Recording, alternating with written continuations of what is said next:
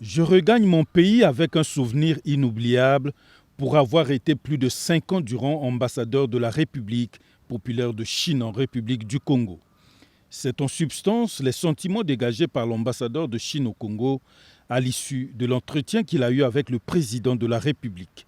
Mafouline est allé faire ses adieux à Denis Sassou Nguesso après de loyaux services au compte de la coopération sino-congolaise. J'ai passé plus de 5 ans au Congo. Je suis extrêmement heureux, disons, de voir en tant qu'ami du Congo que ce pays ne cesse de se progresser vers le développement. La marche vers le développement a enregistré beaucoup de résultats sous la direction du président de la République, son Excellence Denis Sassou Nguesso. Et je suis également heureux que le partenariat stratégique global entre la Chine et le Congo ne cesse de se consolider par des résultats et des actions concrètes.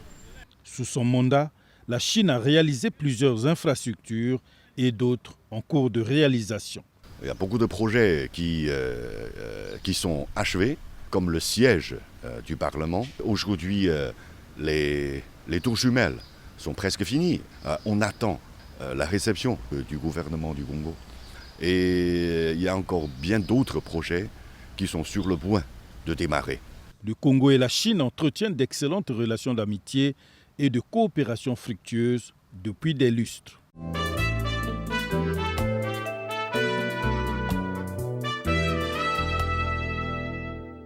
Ce 11 août 2023, au Palais du Peuple, le détachement d'appareils d'honneur de la garde républicaine et la batterie bien rangée.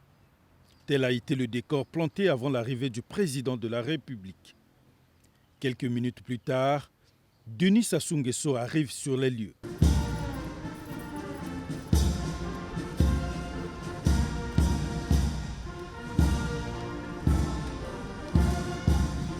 C'est du reste sous un ciel propice que l'ambassadeur de la République de Turquie a ouvert la série de présentation des lettres de créance en allant très respectueusement présenter ces lettres de créance pour lesquelles il va désormais représenter son pays auprès du Congo. Hilmi Égé Touremen nourrit l'ambition de faire progresser, durant son mandat, les relations amicales qui existent entre nos deux pays.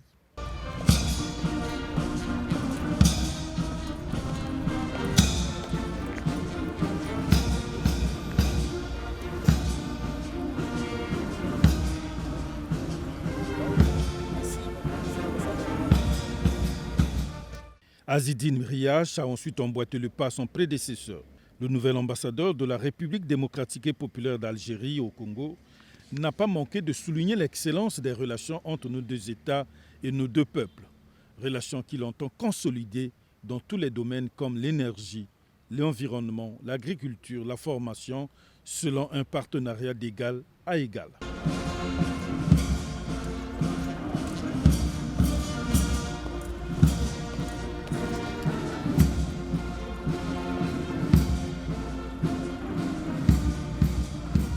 Le troisième ambassadeur est le dernier qui a présenté ses lettres de créance au président de la République, Denis Sassou Nguesso, et l'ambassadeur d'Italie au Congo. Enrico Nunziata, qui a gravi plusieurs postes au niveau de son pays et à l'extérieur, s'est présenté devant le chef de l'État, signe de la profondeur de sa pensée devant ses nouvelles responsabilités dans le renforcement des relations entre le Congo et l'Italie. Il n'a pas caché sa satisfaction et sa joie d'être en poste à Brazzaville.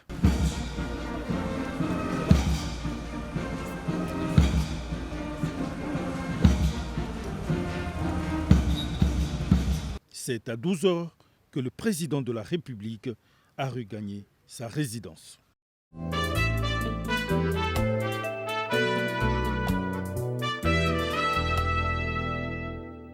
Le président de la République, Denis Sassou Nguesso, a présidé le samedi 12 août 2023 la réunion du Conseil des ministres, une réunion centrée sur 5 points essentiels au nombre desquels 4 projets de décret et des nominations.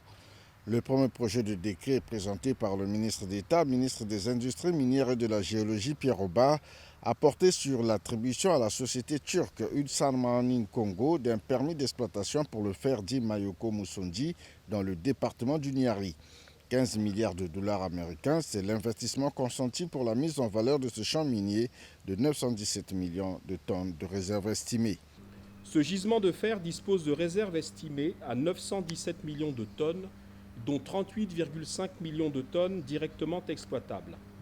D'une durée de vie de 30 ans, les prévisions de production de ce gisement sont de 300 000 tonnes par an pour la première phase et 16,5 millions de tonnes par an dans une seconde phase qui exploiterait la roche dure.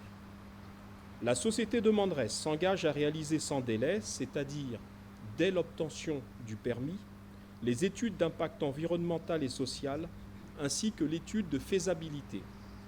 La mise en œuvre de cette exploitation permettra la création d'environ 700 emplois, dont 600 pour la main-d'œuvre congolaise et donc notre jeunesse en particulier. Enfin, l'investissement global du projet, incluant les infrastructures spécifiques nécessaires, est estimé à 15 milliards de dollars américains. Le ministre d'État Oba a en outre relevé que ce projet s'inscrivait parfaitement dans le cadre de la politique de diversification économique mise en œuvre par les pouvoirs publics et permettra de redynamiser encore plus la coopération entre notre pays et la Turquie, représentée ici par la société de Mandres. Le deuxième projet de décret adopté par les membres du Conseil des ministres concerne l'approbation du règlement d'exploitation des routes nationales numéro 1 Pointe-Noire-Brazzaville, numéro 1 bis Brazzaville-Kinkala-Mindouli et numéro 2 Brazzaville-Ouesso. Projet de décret présenté par le ministre d'État Jean-Jacques Bouya, ministre de l'Aménagement du territoire, des infrastructures et de l'entretien routier.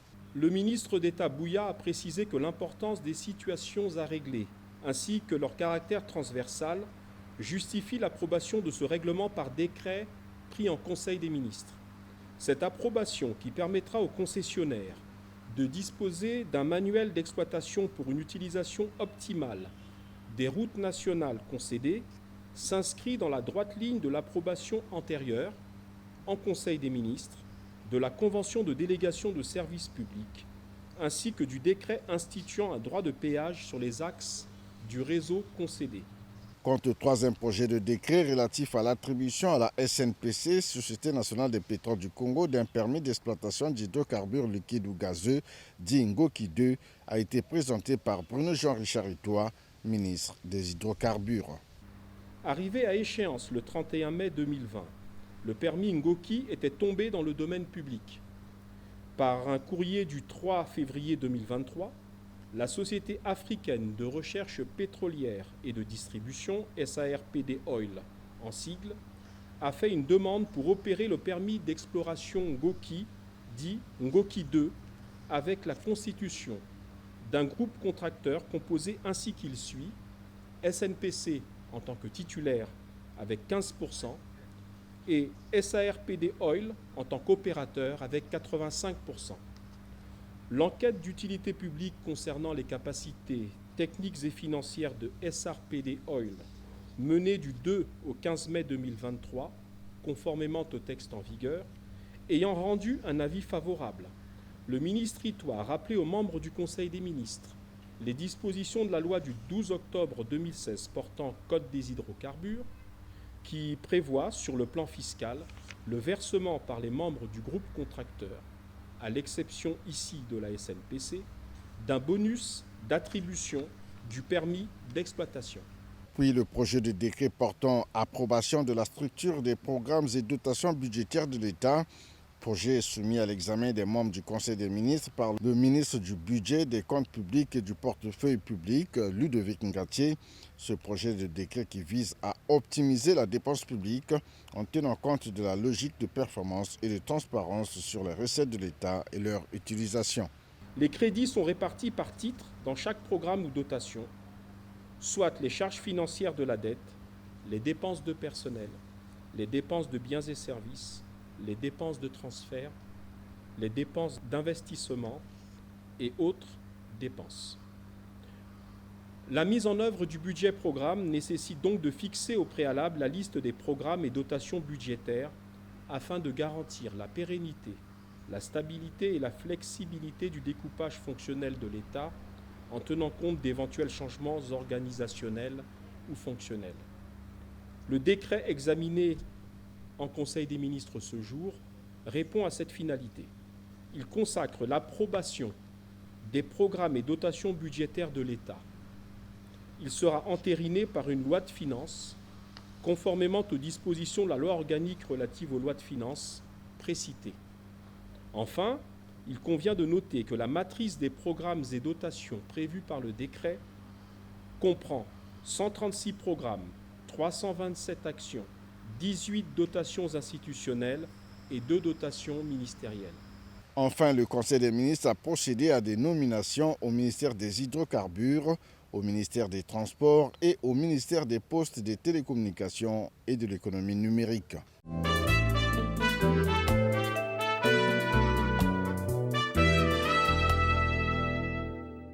Le sommet régional pour le renouvellement de l'organisation du traité de coopération amazonienne s'est tenu du 4 au 9 août 2023 à Belém, ville de l'État de Pará, située au nord du Brésil.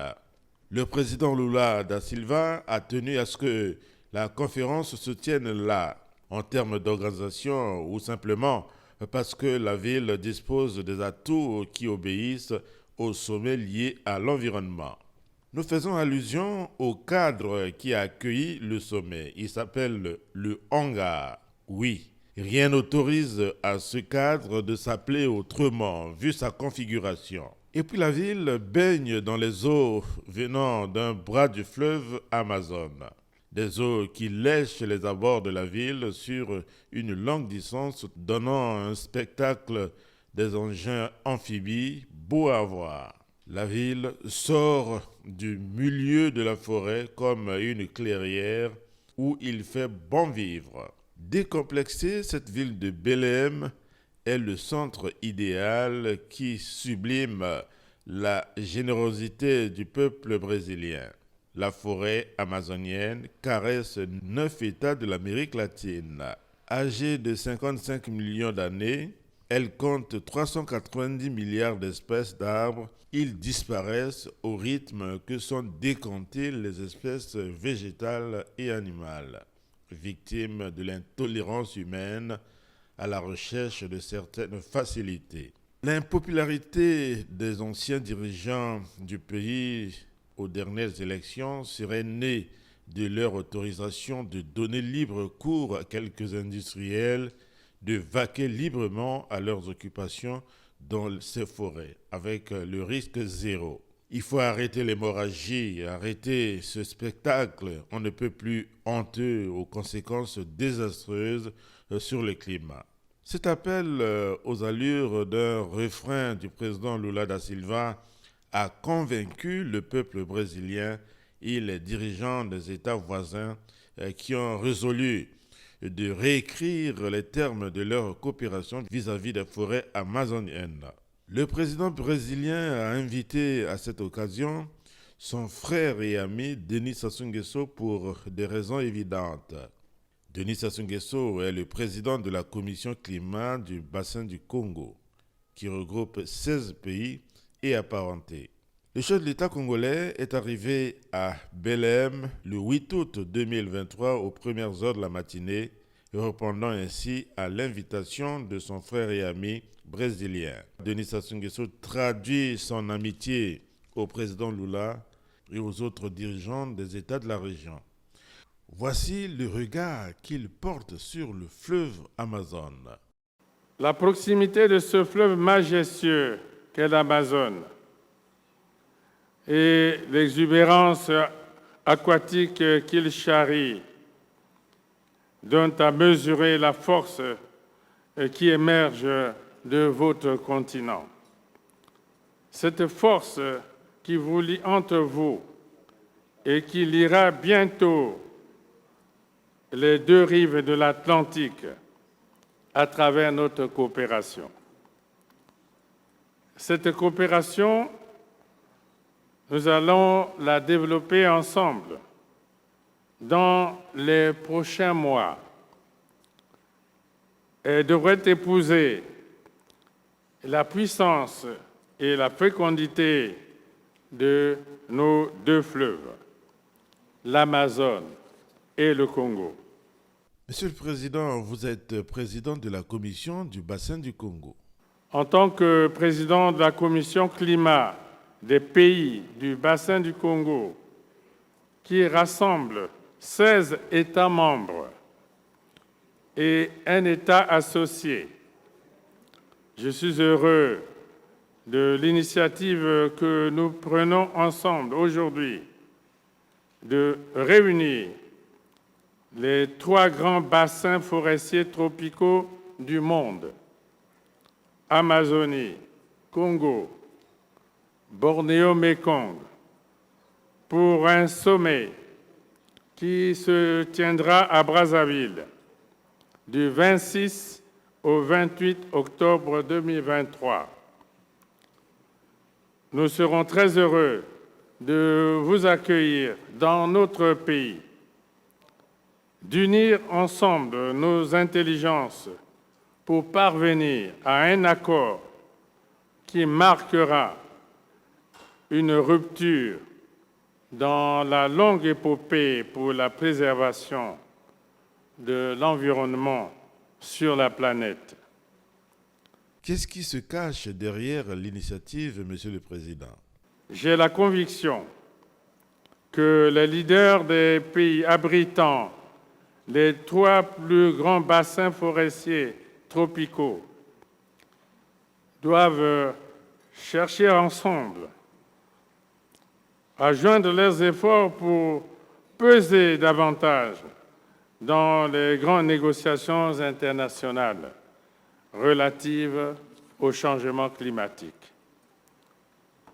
Depuis une quinzaine d'années, le monde a certes pris conscience que protéger les forêts était l'une des stratégies les plus efficaces dans la lutte contre le réchauffement climatique. Certes, les bassins forestiers constituent le régulateur mondial de l'équilibre carbone et de la biodiversité.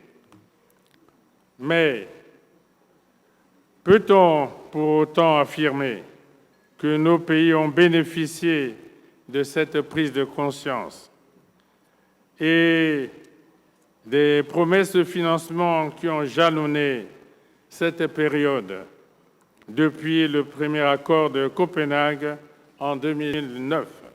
Depuis toutes ces années, nous avons assisté à l'émergence de programmes internationaux destinés à lutter contre la déforestation. Mais avons-nous à ce jour bénéficié du nécessaire changement d'échelle dans la prise en charge internationale de la lutte contre la déforestation? À l'évidence, non. Nous avons cependant enregistré une avalanche de déclarations à cet effet. Nous avons plutôt eu droit à une prolifération bureaucratique de programmes si difficiles à mettre en œuvre. Nous avons reçu des demandes toujours plus pressantes relatives à la gouvernance de ces programmes qui viennent largement empiéter sur nos souverainetés nationales. Le sommet des 3 bassins qui se tiendra en octobre prochain à Brazzaville ne dissimule pas ses promesses. Notre principal objectif est de créer une organisation solide et crédible des 3 bassins forestiers tropicaux. Une organisation pérenne qui jouera un rôle déterminant dans la préparation des grandes échéances internationales sur le climat. Je forme le vœu de vous voir tout aussi nombreux, ainsi que vous l'êtes aujourd'hui, dans un peu plus de 2 mois à Brazzaville, pour porter sur ces fonds baptismaux l'alliance nouvelle de nos 3 bassins forestiers tropicaux.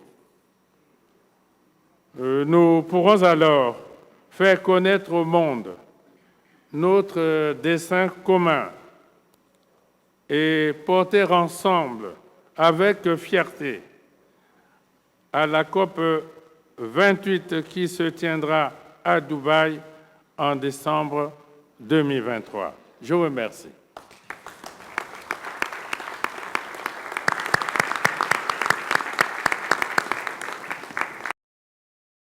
Au-delà des préoccupations d'ordre climatique, le chef de l'État a échangé avec son homologue brésilien Lula da Silva sur la coopération bilatérale. L'Amérique latine et l'Afrique ont des choses en partage. Il est important de porter un cachet particulier aux liens d'amitié et de coopération dans les secteurs variés, a dit le chef de l'État congolais. Les 2 chefs d'État ont eu des échanges approfondis à cet effet. Le président Denis Sassou Nguesso a ensuite eu des échanges avec son homologue de la RDC, Félix Antoine Tshisekedi. Quand Kinshasa tousse, Brazzaville est grippé. Et le contraire est aussi vrai. Les marchands d'illusions et de fausses informations devraient porter le chapeau de la honte au regard de ces élégantes images qui nous sont offertes par les 2 chefs d'État. Les 2 États sont un exemple de parfaite collaboration et d'échange depuis des lustres. Régulièrement, le président Denis Sassou Nguesso se rend à Kinshasa pour des visites d'amitié et de coopération. Régulièrement, le président Tshisekedi effectue les mêmes missions à Brazzaville, tantôt à Oyo, pour nourrir l'esprit de fraternité que la proximité des 2 capitales réclame tant. Les 2 chefs d'État étaient à Belém pour la même cause. La même cause va toujours les unir, tantôt à Brazzaville, tantôt à Kinshasa.